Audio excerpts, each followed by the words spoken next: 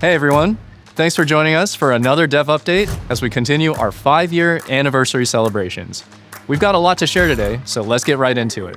First, I want to talk about abilities. We've seen a lot of conversation over the last few months about abilities in Valorant, especially when multiple abilities overlap and start to overwhelm combat in some scenarios. We want to make sure that we're always maintaining the delicate interplay between shooting and playmaking that keeps gunplay at the center of the game, anticipating where your enemies are, and then weaving gunplay, abilities, and teamwork together to win the round is what makes the best moments in Valorant. We've rolled out several changes over the last few weeks, and I want to bring up Tiffy and Ryan to talk more about our plans for the rest of the year and beyond. Hey everyone, I'm Tiffy. Hey gamers. Oh, that's weird. That's Dan's line. Hey, I'm Ryan. Let's talk about what we've been calling ability overload here on the live balance team. We're looking at situations where ability combos can sometimes feel overwhelming in combat, and we recognize that adding new agents with new abilities can increase these feelings. And we do want our agents to make you think about the game in a new way. I think about Clove. Clove really made me rethink what death means. And there's also Vice. Vice made you learn what it means to be alone in dangerous enemy territory. Oh, Tejo. You should talk about Tejo. Yeah, so Tejo makes you consider the importance of an escape plan, essentially. As we look closely, though, at Tejo and how he was being played in the game, we realized that his guided salvos led to a higher frequency of checkmate situations without any opportunity for counterplay, especially at the high levels of play. So we reined him in patch 10.09 to bring him more in line with other initiators. We're going to be using Valorant's 5th year to take more of a holistic look at the game. Examine some of those spaces we've tried to disrupt or where some abilities are in terms of tuning. And as the game continues to change and you have a wider variety of abilities to deal with quickly, we need to make sure that it's easy to parse all the information at your disposal, whether that be smokes, flashes, stuns, debuffs, you name it. Clarity changes are typically a net positive and don't have any unintended effects on other agents and abilities, so we'll ship these when we're good to go. And we've already started some of this work with things like the minimap updates, Brimstone Molly audio. You might have seen the Raze's explosion visuals being updated. And there's visual tells for health states of Deadlock's barrier mesh as well. And overall, we believe that the gameplay and balance are in a healthy state. Right. We take a look at agents, maps, and weapons just to see where they are in terms of presence in the meta, overall strength, and their sentiment across ranks. These are just a handful of the key indicators that we track to make sure that there's no outliers that we need to take a second look at. And of course, most importantly, we monitor how Valorant is actually being played with all of your feedback. So make sure to fill out those surveys you get in the client too. We're also confident that the changes we're making now and some things that we're exploring for the end of the year will ensure that we're maintaining Valve's core balance between gunplay and abilities. No spoilers though. Some spoilers. So in the next couple of weeks, we'll be revealing our new map with a little teaser here to hold you over until Masters Toronto, where you'll get to see the team do the full reveal. The map team cooked on this one. They've created something that aims to shake up how you think about taking and holding sites in Valorant. Each site is layered and complex, so that teams have to think pretty carefully about how you want to spend your utility to get onto site.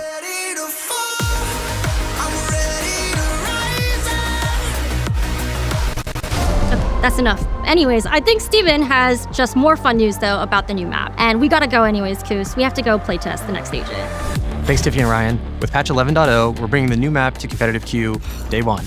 Most players are engaging with the new map for the first time in competitive already. And we want to better support learning the map in that competitive environment right away.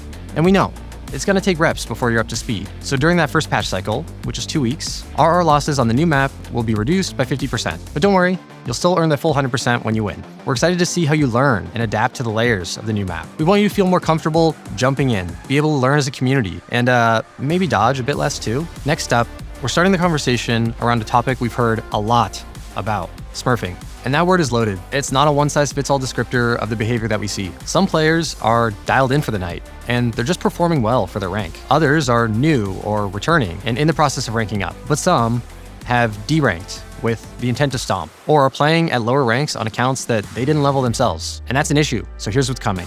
First, we're increasing the barrier to sharing accounts, starting with multi-factor authentication. Our plan is to require MFA, something like app or SMS verification, primarily for suspicious cases, and we're looking into it for all competitive accounts as well. Our goal here is to have more clarity and guardrails around who is playing on an account. We're planning to launch this year with more specific details to come. Second, we'll be adding an additional reporting category for players that are abusing matchmaking systems. This one's twofold.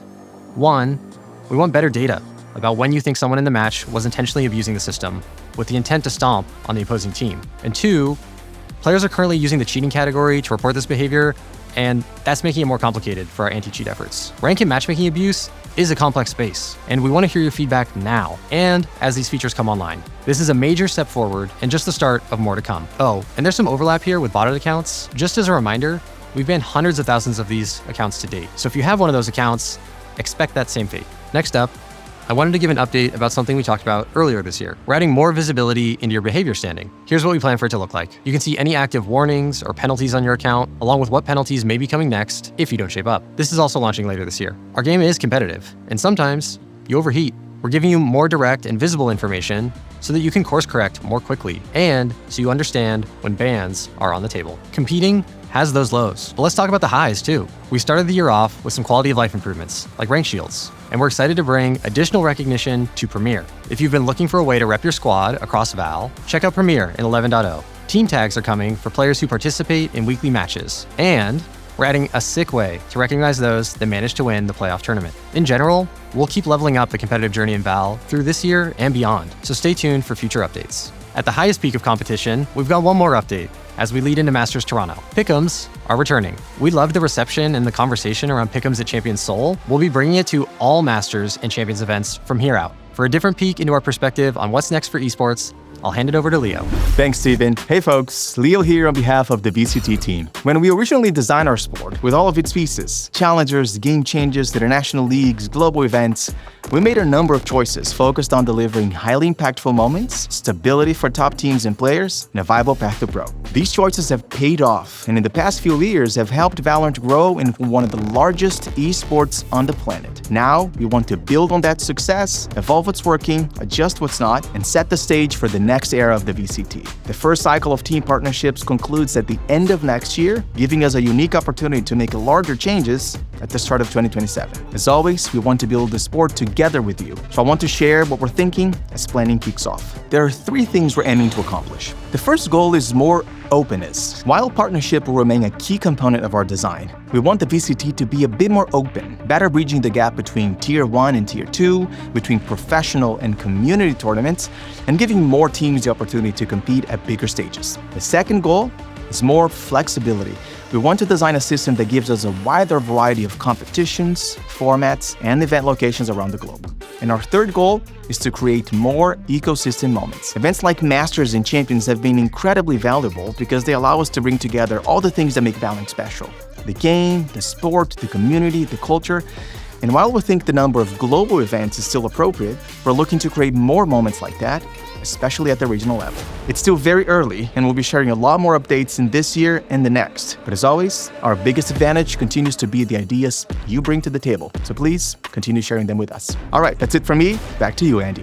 One of the most important foundations for Valorant's future is the game engine itself. We've been building Valorant in Unreal 4 for over 10 years, and the time is right to upgrade to Unreal 5. Coming soon in patch 11.02 around the end of July. The patch on release day will be a significantly large download to change the engine out, so we really appreciate your patience. In the short term, we've gone to great lengths to make sure that the upgrade doesn't disrupt your gameplay, so the game's overall look, feel, and all your crazy lineups should still be similar. The patch will, however, come with changes that will improve frame rate performance, make patch downloads faster in the future, and there will also be a special gun buddy to commemorate the occasion for everybody that logs in while the 11.02 patch is still live. Over the long term, bringing Val onto Unreal 5 will enable a whole host of new possibilities, and we can't wait for you to see where we're going in the years ahead. Okay, finally, let's talk about replays. Replays have been a long time coming, and we are happy to confirm that they'll be going live on PC with patch 11.06 in September, and coming to console a bit later this year. The launch version will enable you to analyze your recently played games on the live patch, starting with your competitive games, and we'll be looking into other modes over time. You'll be able to click through each player's perspective, you'll have a free-moving observer cam, and you'll have some other playback control tools as well. We really couldn't be more excited to get replays out to you all, and we're really looking forward to all the clips, edits, and analyses that you create with it. We'll be sharing more info as we get closer to release. All right, that's a wrap for today. We're 5 years in, but we want you to know that we're just getting started with Val. We'll continue the work we talked about today to keep core gameplay feeling fresh but familiar for years to come. We also plan to level up how we recognize and celebrate your competitive achievements in Valorant to make sure your journey always feels worth it. You'll hear from us when we've got more to share, and we'll be back throughout the year with social posts, interviews, patch notes, and updates just like this. Thanks for watching, and thanks for making Valorant a game worth celebrating. Take care, and I'll see you all at Masters Toronto.